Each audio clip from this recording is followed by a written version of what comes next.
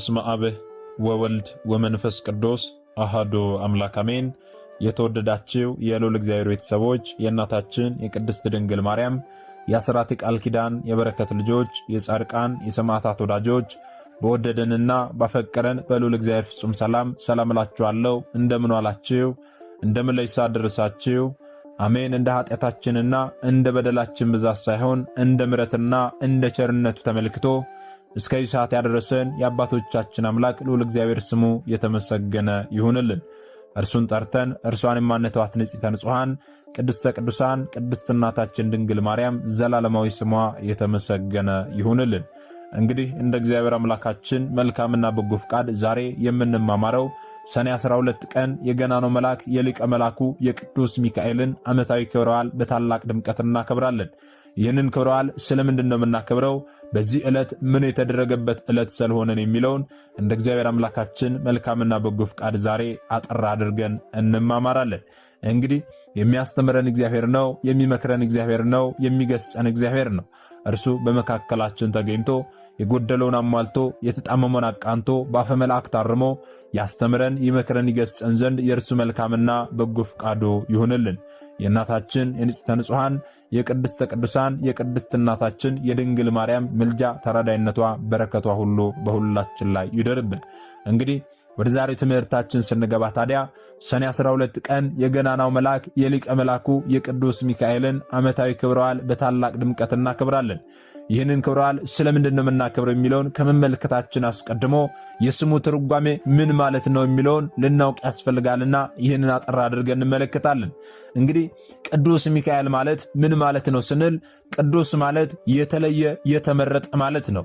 ሚካኤል ማለት ደግሞ በዕብራይስጥ ቋንቋ ሚ ማለት መኑ፣ ካ ማለት ከመ፣ ኤል ማለት ደግሞ አምላክ ማለት ነው። ኤል ማለት እግዚአብሔር ማለት ነው። የትኛውም የመላእክት ስም ላይ ኤል የሚል ስም ታገኛላችሁ። ኤል ማለት ደግሞ እግዚአብሔር ማለት ነው። ኤል ማለት ደግሞ አምላክ ማለት ነው። ገብርኤል፣ ሩፋኤል፣ ራጉኤል፣ ሚካኤል እያልን የትኛውንም የመላእክት ስም ስንጠራ ኤል የሚል ስም ታገኛላችሁ። በመላእክት ሁሉ ስም ላይ የእግዚአብሔር ስም እንዳለ ልታውቁ ያስፈልጋል ማለት ነው። ስለዚህ ሚካኤል ማለት መኑ ከመ አምላክ ማለት ነው። በአንድነት ሲነበብ ማለት ነው። ወደ አማርኛው ተርጉመን ስንመለከት ደግሞ ሚካኤል ማለት ምን ማለት ነው ስንል እንደ እግዚአብሔር ያለ ማን ነው የሚል ትርጓሜን ይሰጠናል። ይህም ስም ታዲያ የእግዚአብሔርን ገናናነትና እርሱን የሚመስል አምላክ እንደሌለ፣ እንደ እግዚአብሔር ያለ ቅዱስ፣ እንደ እግዚአብሔር ያለ ሩሩ፣ እንደ እግዚአብሔር ያለ ኃያል፣ እንደ እግዚአብሔር ያለ ረቂቅ ማንም እንደሌለ የሚያመላክት ታላቅ ስም ነው ማለት ነው። ስለዚህ ሚካኤል ማለት እንደ እግዚአብሔር ያለ ማን ነው የሚል ትርጓሜን ይሰጠናል ማለት ነው። ታዲያ ቅዱስ ሚካኤል ሌላ መጠሪያ ስሞችም አሉት። እነዚህ ስሞች ታዲያ ከእግዚአብሔር ዘንድ የተሰጠውን የባለሟልነት ክብር የሚገልጹ ናቸው። ገናናው መልአክ ሊቀ መልአኩ ቅዱስ ሚካኤል መልአከ ኃይል ይባላል፣ መጋቤ ብሉይ ይባላል፣ መልአከ ምክር ይባላል። ይህንንስ ስለምን ተባለ ስንል በመጀመሪያ ደረጃ መልአከ ኃይል የተባለው እግዚአብሔር በእርሱ አማካኝነት ታላላቅ ሥራዎችን በመስራት ኃይሉን ስለገለጠና ዲያብሎስን ስላሸነፈ ከነሰራዊቱ ስላሸነፋቸው መልአከ ኃይል ቅዱስ ሚካኤል ተብሏል ማለት ነው። መጋቤ ብሉይ የተባለበት ምክንያት ደግሞ በብሉይ ኪዳን ውስጥ ከእግዚአብሔር እየተላከ ብዙ ታላላቅ ሥራዎችን የሠራ በመሆኑ መጋቤ ብሉይ ተብሎ ይጠራል። መልአከ ምክር ወይም ደግሞ የእግዚአብሔር የምክሩ አበጋዝ የተባለበት ምክንያት ደግሞ እግዚአብሔርን በምክሩ ይረዳዋል ለማለት ሳይሆን እግዚአብሔር የሚሠራውን ሥራ ለወዳጁ ለቅዱስ ሚካኤል ይገልጽለታል፣ በእርሱም አማካኝነት ይሠራል ማለት ነው።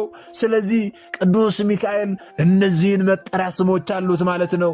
ታዲያ ዛሬ ሰኔ 12 ቀን የገናናው መልአክ የሊቀ መልአኩ የቅዱስ ሚካኤልን ዓመታዊ ክብረ በዓል ስለምንድን ነው የምናከብረው ስንል የመጀመሪያው ቅዱስ ሚካኤል ኃይላት በተባሉ ነገደ መላእክት ላይ አለቃ ሆኖ የተሾመበት ዕለትና ለፍጥረታት ሁሉ ምሕረት ከእግዚአብሔር የሚጠይቅበት ዕለት ስለሆነ ይህንን ታላቅ ክብረ በዓል እናከብራለን። ሁለተኛው ደግሞ እናታችን ቅድስት አፎምያን ከዕደ ሰይጣን ያዳነበትና የረዳበት ዕለት ስለሆነ ነው።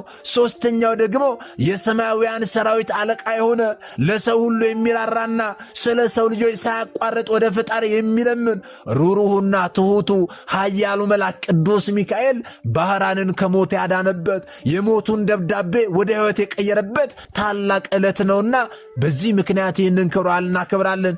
አራተኛው ደግሞ ግብፅ ውስጥ ቅዳሴ ቤቱ የተከበረበት ዕለት ነው።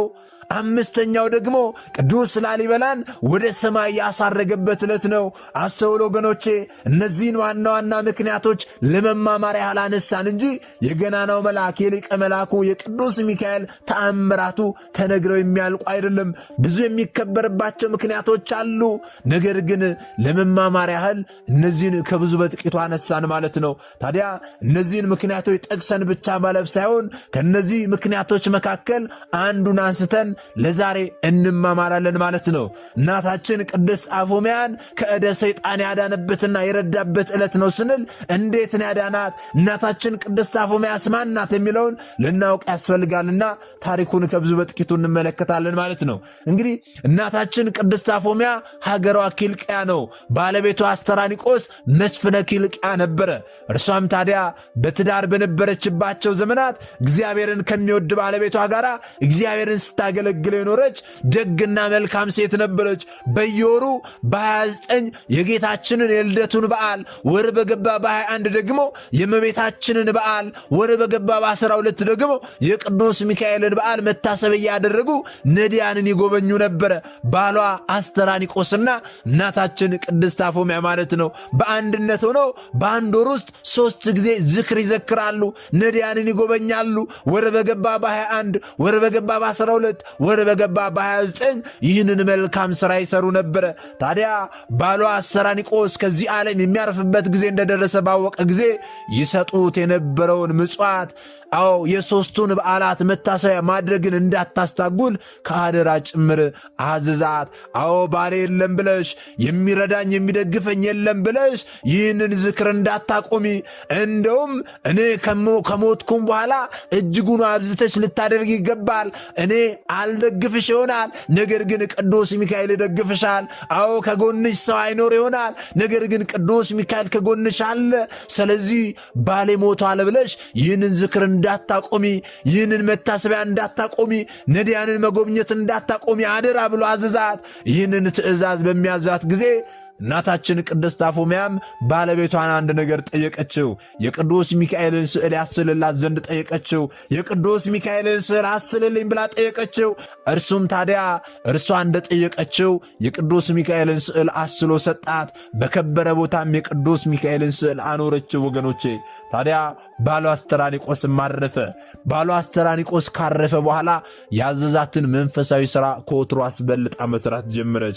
ቀድሞ ከባለቤቷ ጋር ሳለች ስታደርግ ከነበረው በእጥፉ አብዝታ ማድረግን ጀመረች። ምጽዋትን እጅጉን አበዛች። ነዳያንን መጎብኘትን እጅጉን አበዛች። በጾም በጸሎት ተወስና ትኖር ጀመረች። ባሏ ታሞ ሞቶ ከሀብቷ ከንብረቷ እየሰጠች እየመጸወተች በጾም በጸሎት ተወስና ትኖር ነበር። ወገኖቼ ታዲያ የመልካም ነገር ሁሉ ተቃራኒ የሆነው ሰይጣን ዲያብሎስ እኛ በመልካም ነገር ስንተጋ እርሱ ደግሞ ከመልካም መንገዳችን ከመልካም ትጋታችን ዞር ሊያደርገን በብዙ ፈተናዎች ይፈትነናልና ሰይጣን ዲያብሎስ ለምቀኝነት አያርፍምና ደግ መነኩሴ መስሎ ወደ እናታችን ወደ ቅድስት አፎምያ መጣ። ወገኖቼ ልብ በሉ። ሰይጣን ዲያብሎስ ደግ መነኩሴ መስሎ አጋንንትን ደግሞ መነኮሳት አስመስሎ መጥቶ ከደጇ ሆኖ እናታችን ቅድስት አፎምያን አስጠራት። እርሷም ታዲያ በሯን ከፍታ ስትመለከት መነኮሳት መሰሏት። መነኮሳት ወደ ቤቷ የመጡ መስሏት ከቤት ገብታችሁ በቅዱስ ሚካኤል ስዕል ፊት ጸልዩልኝ አለቻቸው። በዚህ ጊዜ ሰይጣናቱ እንዲህ አሏት፣ እኛማ በነግህ ጸልየናል አሏት። ወይም ደግሞ እኛ በጧት ጸልየናል አሏት። ቀጥሎም ታዲያ ሰይጣን ዲያብሎስ እጅግ በሚያማምሩ ቃላት ሸንግሎ በሽንገላ ስታደርግ የነበረውን መልካም ሥራ እንድታቆም ያዋበላት ጀመረ። እንዲህ አላት፣ እንደው አንቺ ግን ይህ ሁሉ ጾም ጸሎት ምን ያደርግልሻል? ሀብትሽን ሰተሽ መጨረስሽ ስለምንድን ነው? በዚያ ላይ አንቺ ስትደክም የሚደግፍሽ፣ ስታረጅ ደግሞ የሚጦርሽ ልጅ የለሽም። ሁለተኛ ማግባት ኃጢአት መስሎሻልን?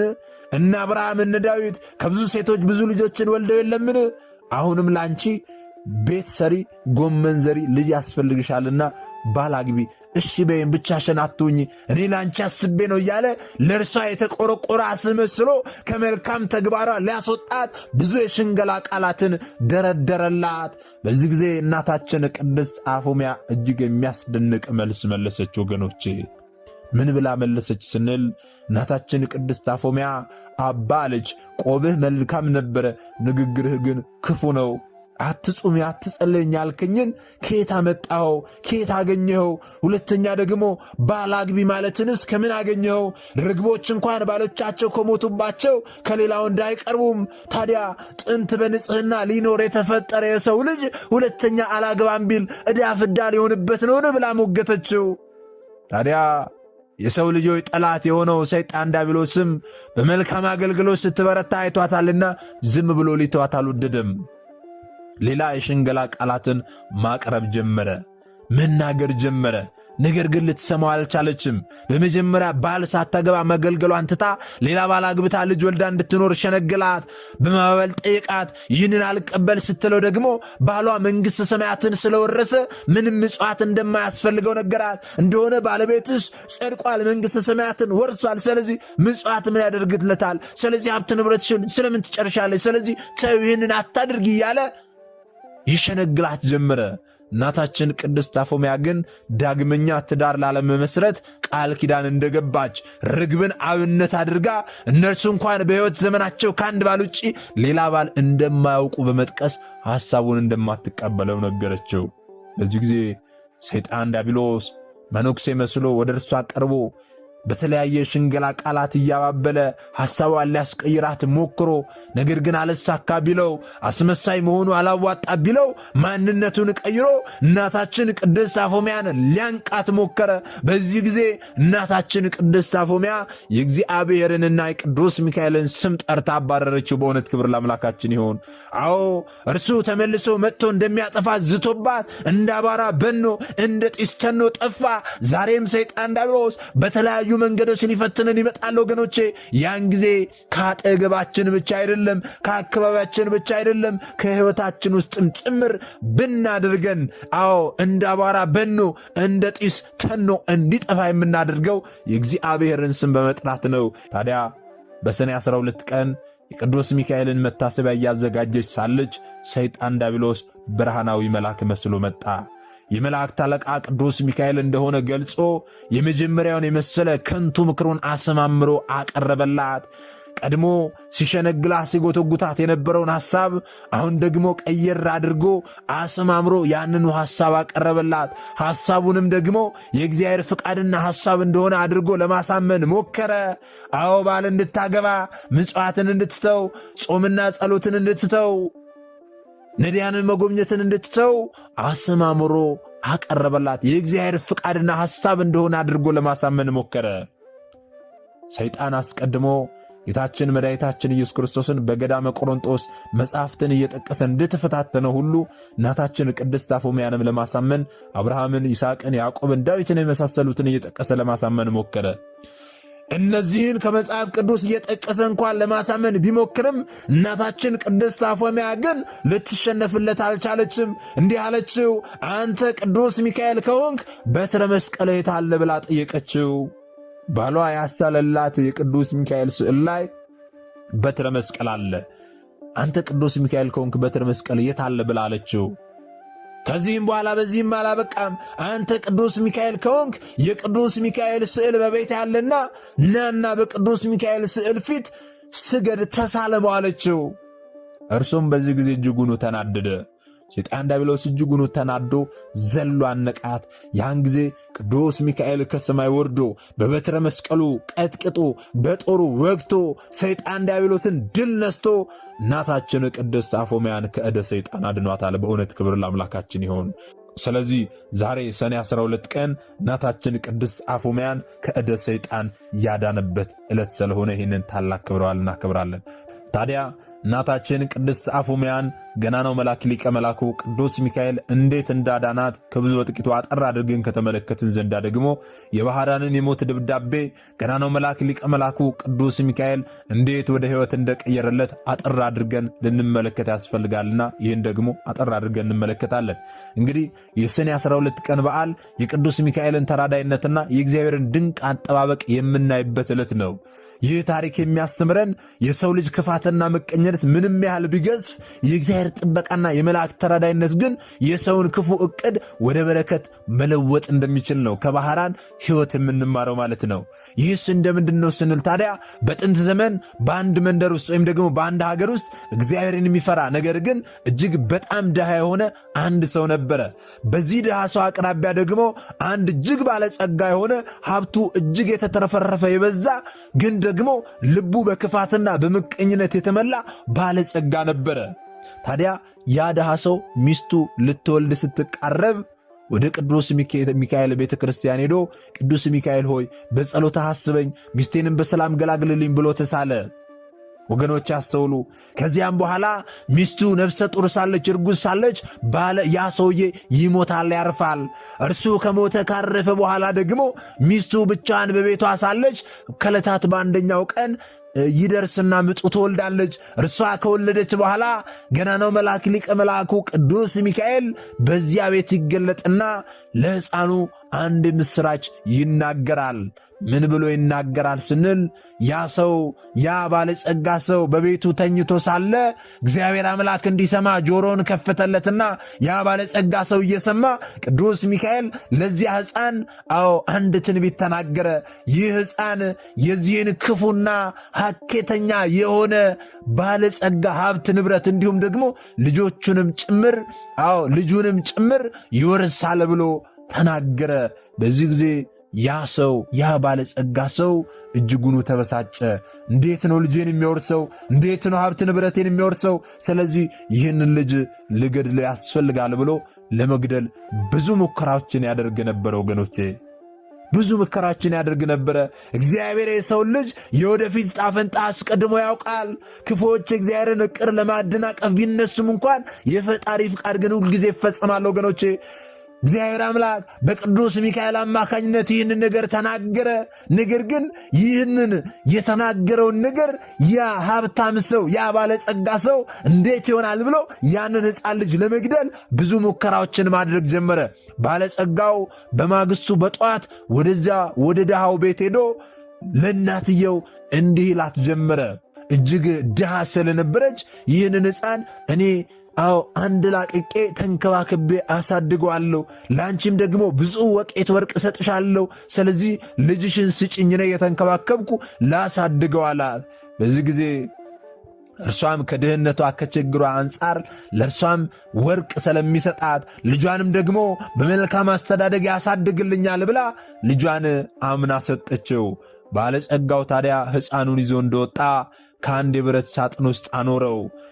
አንድ የብረት ሳጥን በቁመቱ ልክ አሰርቶ በዚያ ውስጥ ከከተተው በኋላ ሳጥኑን በጥንቃቄ ቆልፎ ማንም በማያየው ቦታ ላይ ጥልቅ ባህር ውስጥ ያንን ሕፃን ልጅ ጣለው። ባለጸጋው አሁን ሕፃኑ ሞተ፣ ሀብቴም አንዳች ሰው አያወርስብኝም፣ ስለዚህ ከአሁን በኋላ ምንም ነገር አያጋጥመኝም ብሎ እጅጉኑ ተደሰተ። ምክንያቱም ያንን ሕፃን ልጅ እንዳይከፈት አድርጎ የብረት ሳጥን ውስጥ አስገብቶ ቆልፎ በባህር ላይ ስለጣለው ሀብት ንብረቱ ሁሉ የተረፈለት መሰለው። ነገር ግን ወገኖቼ የባህር ፍጥረታትን የሚያዝ እግዚአብሔር አምላካችን ቅዱስ ሚካኤልን ላከው። ሳጥኑ ሳይሰጥምና ውሃ ሳይገባበት በባህሩ ሞገድ ላይ እየተንሳፈፈ ተጓዘ። ከብዙ ርቀት በኋላ በአንድ የቅዱስ ሚካኤል ቤተ ክርስቲያን አቅራቢያ ወደሚገኝ የባህር ዳርቻ ደረሰ። በዚያ አካባቢ በጎችና ከብቶች የሚጠብቅ አንድ ደግ እረኛ ነበርና እረኛው ሳጥኑን አይቶ ከባህሩ አወጣው። ቁልፉን ሰብሮ ሲከፍት እጅግ የሚያምርና መልከ መልካም ውብ የሆነ ሕፃን ልጅን አገኘ። እረኛው እጅጉኑ ተደሰተ፣ እጅጉኑ ደስ አለው። ልጅ አልነበረውምና ልጅ ስላገኘ እግዚአብሔር አምላክን አመሰገነ። እረኛው ይህ ከባህር የተገኘ እግዚአብሔር ስጦታ ነው በማለት ስሙን ባህራን ብሎ ሰየመለት። ወገኖች አስተውሉ። ባህራን ብሎ ሰየመለት። ከዚህ በኋላ በእረኛው ቤት በክብር በደስታ አደገ። ዕድሜውም 20 ዓመት ሞላው። ሰው በክፋት ሊጥለን ይችላል ወገኖቼ፣ እግዚአብሔር ግን በምሕረቱ ያነሳናል። ክፎች ሊያሰጥሙን ወደ ባህር ሊጥሉን ይችላሉ። እግዚአብሔር አምላክ ግን ከክፉ ነገር ሁሉ ያድነናል። የእግዚአብሔር መልአክ ግን ያንን ባህር ማሻገር ይችላል፣ ያደርገዋል ወገኖቼ። ስለዚህ ምንም አይነት የክፋት ሥራ ወደ እናንተ ቢሰራ እንኳን እግዚአብሔርን ተማመኑ፣ ቅዱስ ሚካኤልን ጥሩት። ያን ጊዜ የትኛውንም አይነት ባህር የትኛውንም አይነት መከራ ትሻገራላችሁ ወገኖቼ። ታዲያ ከ20 ዓመታት በኋላ ባለጠጋው ለንግድ ሥራ ወደ ሩቅ ሀገር ተጓዘ። በመንገድ ላይ ሳለ በድንገት በዚያ እረኛ ቤት ለማረፍ ቆመ። ወደዚያ ቤት አንኳኳና ማረፊያ ስጠኝ፣ ረዥም ተጓዥ ነኝ፣ እንግዳ ነኝ አለ። በዚያ ጊዜ ያ እረኛ ወደ ቤቱ አስገብቶ ያስተናግደው ያሳርፈው ዘንድ ጀመረ። በዚህ ጊዜ አንድ እጅግ መልካም የሆነ ቁመናው ያማረ ጠንካራ ወጣት ያየ ያ ባለጸጋ ስምህ ማን ነው ብሎ ጠየቀው። ባህራን ብሎ መለሰለት። ከዚህ በኋላ እረኛውን ጠየቀው፣ ስለምን ባህራን ብለ ሰየምከው? ባህራን ማለት ነው ይህ ሕፃን ልጅ ያንተ ነውን ብሎ ጠየቀው። ባለጸጋው እረኛውን ይህ ጎበዝ ወጣት ልጅ ያንተ ነውን ብሎ ጠየቀው። እረኛውም ታዲያ እንዲህ ሲል መለሰለት፣ አይደለም አለ። ከዛሬ 20 ዓመታት በፊት ከዚህ ባህር ዳርቻ በብረት ሳጥን ውስጥ ተቆልፎበት አገኘሁት። ስለዚህ ከባህር ውስጥ ያገኘሁት የእግዚአብሔር ስጦታ ስለሆነ ስሙን ባህራን ብዬ ሰየምኩት ብሎ እውነታውን የተከናወነውን ነገር ሁሉ ነገረው። ባለጸጋውም ታዲያ ይህንን ሲሰማ እጅጉን ደነገጠ። ያ የጣለው ሕፃን አለመሞቱንና ዕድሜው 20 እንደሞላ አወቀ። የልቡ ምቀኝነት ዳግም ተቀሰቀሰ። አሁን እንኳን ማረፍ አልፈለግም። እውነትም ሀብት ንብረቴን ይወርሳል፣ ስለዚህ አሁንም መግደል አለብኝ፣ ማጥፋት አለብኝ ብሎ ክፉ ሐሳብ አሁንም በአይምሮ አሰበ። ወገኖቼ ባለጠጋው ባህራንን ጠርቶ እንዲህ አለው፣ ልጄ ሆይ እኔ እዚህ ሥራ አለብኝ፣ ወደ ቤቴ መመለስ አልቻልኩም። ስለዚህ ይህንን ደብዳቤ ይዘ ወደ ቤቴ ሂድ፣ ለሚስቴና ለቤቴ ሹም ስጥልኝ ብሎ አንድ ደብዳቤ አስይዞ ባህራንን ላከው። ባህራንም ታዲያ በቅንነት እሺ ጌታዬ ብሎ ደብዳቤውን ተቀበለ። ነገር ግን ወገኖቼ ደብዳቤው የሞት መልእክት ነበረ። በውስጡ የተጻፈው ደብዳቤ ይህ ደብዳቤ በእጃችሁ እንደደረሰ ይህንን ደብዳቤ ይዞ የመጣውን ወጣት ወዲያውኑ ግደሉት ብሎ፣ ጥልቅ ጉድጓድ ውስጥ ጣሉት ብሎ፣ አስክሬኑ እንዳይታወቅ አጥፉት ብሎ ይህንን መልእክት ነው የጻፈውና የላከው። ይህንን መልእክት ከጻፈ በኋላ እነርሱ በሚታወቁበት ምልክት የእርሱን የባለጸጋውን ምልክት በዚያ ደብዳቤ ላይ አኖረበትና ባህራንን ላከው። ወገኖቼ ባህራን የሞቱን ደብዳቤ በደረት ኪሱ ይዞ ፍጹም በሆነ ታዛዥነትና የዋህነት መንገዱን ጀመረ። ዛሬ ብዙዎች የሞት ደብዳቤያችንን ቢጽፉልን፣ ብዙዎች የሞት ደብዳቤ አሸክመው አስይዘው ቢልኩንም እንኳን እግዚአብሔር አምላክ እኛ ሳናውቁ ይሰውረናል። ገናናው መልአክ ሊቀ መልአኩ ቅዱስ ሚካኤል ይደርስልናል። ወገኖቼ ዛሬ ብዙዎቻችን የሞት ጉድጓድ እየተደገሰልን ሊሆን ይችላል። ነገር ግን ቅዱስ ሚካኤል ከክፉ ሁሉ ይጠብቀናል። ወገኖቼ ታዲያ ባህራን የሞት ደብዳቤውን ተሸክሞ በፍጹም ታዛዥነትና በየዋህነት መንገዱን መጓዝ ጀመረ። ባህራን በመንገድ ላይ ሳለ ታዲያ ሰኔ 12 ቀን ላይ እጅግ ስለደከመውና ስለ ፀሐዩ ግለት ከአንድ ትልቅ ዛፍ ስር አረፍ አለ። በዚያ ጊዜ ገናናው መልአክ ሊቀ መላእክት ቅዱስ ሚካኤል ተገለጸለት።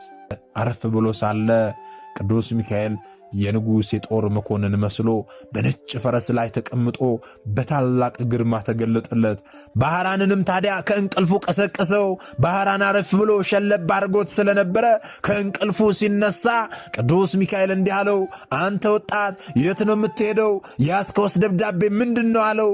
ባህራንም ታዲያ ጌታዬ ሆይ አለ፣ አንድ ባለጸጋ የሰጠኝ ደብዳቤ ነው፣ ወደ ቤተሰቦቹ እንዳደርስለት ይህንን ደብዳቤ አደርስልኝ ብሎኝ እርሱን ላደርስ እየሄድኩ ነው ብሎ መለሰለት። ቅዱስ ሚካኤል የተገለጠለት በአንድ የጦር መኮንን አምሳል ሆኖ ስለሆነ በነጭ ፈረስ ላይ ተቀምጦ ሲጠይቀው የጠየቀውን ነገር ፈርቶ እውነታውን ተናገረ።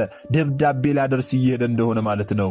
ቅዱስ ሚካኤልም ታዲያ ደብዳቤውን ከባህራን እጅ ተቀበለ። ያንን የሞትና የደም መልእክት በመለኮታዊ ስልጣን ደመሰሰው። በምትኩም ደግሞ የሚያስደንቅ አጻጻፍ እንዲህ ብሎ ጻፈለት። እኔ ባለጸጋው ነኝ። አዎ እኔ ይህንን ደብዳቤ የምጽፍላችሁ ትእዛዜን እንድታደርጉ ነው። ይህ ደብዳቤ በደረሳችሁ ጊዜ ይህንን ደብዳቤ ያመጣውን ወጣት ባህራንን ውድ ልጄን አጋቡት። የሰርጉንም በዓል ለ40 ቀን ታላቅ ድግስ ደግሳችሁ አክብሩ። ሀብቴን፣ ንብረቴን፣ የወርቅ የብር ግምጃ ቤቴን ሁሉ አውርሱት፣ በቤቴም ላይ ሹም አድርጉት ብሎ ቅዱስ ሚካኤል የሞቱን ደብዳቤ ወደ ሕይወት ቀየረ። ወገኖቼ ቅዱስ ሚካኤል ደብዳቤውን እንዲህ አድርጎ ከቀየረለት በኋላ እንደነበረ አትሞ ለባህራን ሰጠው። አሁንም ፈጥነ ሂድ መልእክቱን አድርስ ብሎ ቅዱስ ሚካኤል የሞቱን ደብዳቤ ወደ ሕይወት ከቀየረ በኋላ ሸኘው። ወገኖች ያስተውሉ። የሰው ልጅ በክፋት ይሞት ብሎ ሲፈርምብን እግዚአብሔርና መላእክቱ ግን ያንን የሞት ደብዳቤ ቀደው የሕይወትና የበረከት ደብዳቤ ጽፉልናል። ባህራን ወደ ባለጸጋው ቤት ደረሰ። ደብዳቤውን ለባለጸጋው ሚስትና ለሹማምንቱ ሰጠ። የባለጸጋው ሚስት የባሏን ማኅተምና ጽሕፈት ስታይ ቅንጣት ጥርጣሬ አልገባትም። ወዲያውኑ ታላቅ ሰርግ ተዘጋጀ። የባለጸጋው መልከ መልካም ልጅ የተባለችውን ዳሩለት። ሀብቱን፣ ንብረቱን፣ ቤቱን ሁሉ ለባህራን ሰጡት። በመላው ሀገሪቱም ታላቅ ደስታና እልልታ ሆነ። ወገኖቼ ከጥቂት ቀናት በኋላ ታዲያ ያ ባለጸጋ ልጁ ሞቶልኛል ብሎ ሀብቴም ድኗል ብሎ በኩራት ወደ ቤቱ ሲመለስ ሳለ ወደ ቤቱ ሲቃረብ እጅግ ደስ የሚያሰኝ የሰርግ ድግስ መስማት ጀመረ። ከቤቱ የሰርግ ጩኸትና የደስታ ዘፈን ይሰማል። በዚህ ጊዜ በጣም ገርሞት ሰዎችን ጠራና ጠየቀ። ይህ ምንድነው? በቤቴስ ምን እየተደረገ ነው ብሎ ጠየቀ። በዚህ ጊዜ በቦታው የነበሩ ሰዎች ጌታ ሆይ አሉት፣ አንተ በላከው ደብዳቤ መሰረት ያ የመጣው ወጣት ልጅህን አግብቷታል፣ ሀብት ንብረትህን ሁሉ ወርሷል።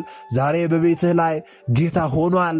አንተ አድርጉ እንዳልክ ሁሉም ነገር ተደርጓል ብለው መለሱለት። ባለጸጋው ይህንን ነገር ሲሰማ በድንጋጤ በታላቅ ቁጣ ከፈረስ ላይ ወድቆ ወዲያውኑ ሞተ። ወገኖቼ ከድንጋጤ የተነሳ ወዲያውኑ ከፈረሱ ላይ ወድቆ ሕይወቱ አለፈ። ባህራንና ሚስቱ እግዚአብሔርን እያመሰገኑ ለነዳያን እየመጸወቱ በቅዱስ ሚካኤል ተራዳይነት በሰላምና በበረከት መኖር ጀመሩ። ወገኖቼ ስለዚህ የባህራንን የሞት ደብዳቤ በዛሬቱ ዕለት ሰኔ 12 ቀን ወደ ሕይወት የቀየረ ገናናው መልአክ ሊቀ መላኩ ቅዱስ ሚካኤል ዛሬም የሁላችንንም የሞት ደብዳቤ ወደ ሕይወት ይቀየርልን። ከዚህ ትምህርት የምንማረው ምንድነው ካልን የምቀኝነት ፍጻሜ ውድቀት እንደሆነ ነው። ያ ባለጸጋ በምቀኝነት የሰው ልጅ ሊያጠፋ ተነሳ፣ ፍጻሜው ግን የራሱ መጥፋት ሆነ። ወገኖቼ ሌላ ደግሞ የምንማረው ምንድነው ስንል የእግዚአብሔር ጥበቃ ፍጹም እንደሆነ ነው። ባህራን በባህር ውስጥም ተጥሎ ሳለ የሞት ደብዳቤ ይዞ ሲጓዝም ሳለ እግዚአብሔር ይጠብቀው ነበረ። ወገኖቼ እኛ ሳናውቀው እግዚአብሔር ከመከራ ሁሉ ያድነናል፣ ይሰውረናል። ሌላው ምንድነው የምንማረው ስንል የቅዱስ ሚካኤልን ተራዳኢነት ነው። ቅዱስ ሚካኤል የሞትን መንገድ ወደ ሕይወት፣ የለቅሶን መንገድ ደግሞ ወደ ሰርግ እንዲሁም ደግሞ ወደ ደስታ የለወጠ ታላቅ መልአክ ነው። ስለዚህ ይህንን የሞት ደብዳቤ ወደ ሕይወት የቀየረበትንና የለቅሶን መንገድ ወደ ሰርግና ደስታ የለወጠበትን ዕለት በታላቅ ድምቀት እናከብራለን ማለት ነው። ስለዚህ ዛሬ የገናናው መልአክ የሊቀ መላኩ የቅዱስ ሚካኤልን ዓመታዊ ክብረ በዓል ስናክብር እናታችን ቅድስት አፎምያን እንዴት አድርጎ ከዕደ ሰይጣን እንዳዳናት እንዲሁም ደግሞ የባህራንን የሞት ደብዳቤ እንዴት ወደ ሕይወት እንደቀየረ ከብዙ በጥቂቱ አጠር አድርገን ተመልክተናል።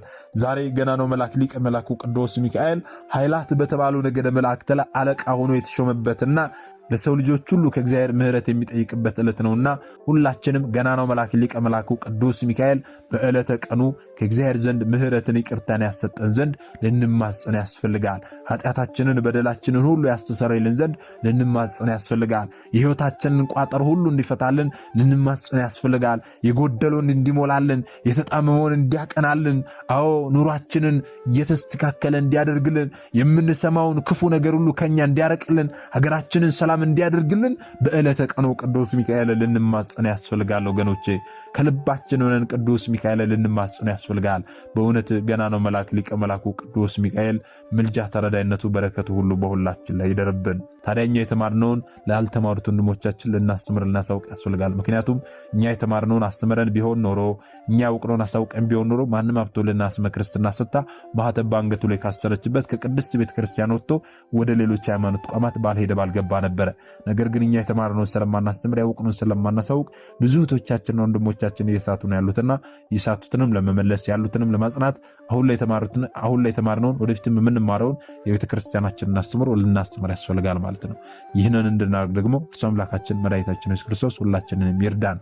ምናልባት ደግሞ ዛሬ ገና ወደዚህ መንፈሳዊ ቻናል የመጣችሁ ሰዎች ካላችሁ ከዚህ በፊት የተማማርነውም ከዚህ በኋላ የምንማማረውም መንፈሳዊ አስተምሮች ወደ እናንተ እንዲደርሱ ከፈለጋችሁ ሰብስክራይብ አድርጋችሁ የደውል ምልክቱን መጫን ይኖርባችኋል። ምክንያቱም ይህ ቴክኖሎጂ ያመጣው ስርዓት ነው፣ እኔ ያልኩት አይደለም። ይህንን ካደረጋችሁ ዕለት ዕለት ከዚህ የሚለቀቁ አስተምሮች ወደ እናንተ ይደርሳሉ። ይህንን ካላደረጋችሁ ደግሞ ዛሬ እንዳጋጣሚ ይህንን አስተምሮ ሰምታችሁ ሊሆን ይችላል፣ በቀጣይ ከዚህ የሚለቀቁ አስተምሮች ወደ እናንተ አይደርሱም ማለት ነው። ስለዚህ ወደ እናንተ እንዲደርሱ ከፈለጋችሁ ሰብስክራይብ አድርጋችሁ የደውል ምልክቱን መጫን ይኖርባችኋል ማለት ነው። ወስብሐት ለእግዚአብሔር ወለወላዲቱ ድንግል ወለመስቀሉ ክቡር። ይቆየን።